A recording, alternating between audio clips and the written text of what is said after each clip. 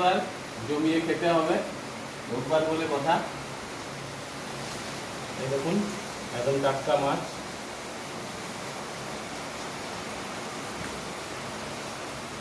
দেখুন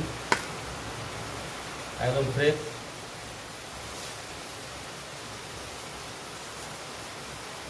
খোকা ইলিশ এটা।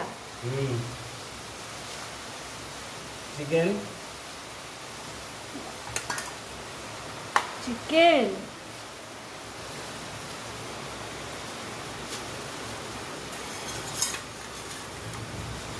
এটা দেখুন কি আছে ভালো, মাছের তেল আর ফ্রেশ মাছ একদম। দেখুন বন্ধুরা, মাছের তেলটা তো আলাদা বাটিতে রাখতে হবে। একদম দেশি মাছ। হ্যাঁ, তেলটা আলাদা করে দেবো। বেটু হ্যাঁ একটা বাটি দিয়ে দে বাবাকে। হ্যাঁ দিচ্ছি, আজকাল তো পুরো পাতি। এই নিচের বাটিটাতে। হ্যাঁ, দেখুন বন্ধুরা কি সুন্দর দেশি মাছের তেল।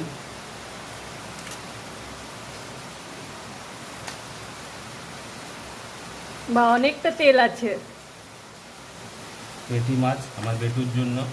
দেখুন মাছটা দেখতে পাচ্ছেন কি সুন্দর ফ্রেশ আছে। হবে আমাদের পর জমিয়ে খেতে হবে। আমাদের সাথে এরকমই ভিডিওতে জুড়ে থাকুন, ভালো ভালো খাবার দেখতে পাবেন, ভালো ভালো রেসিপি দেখতে পাবেন।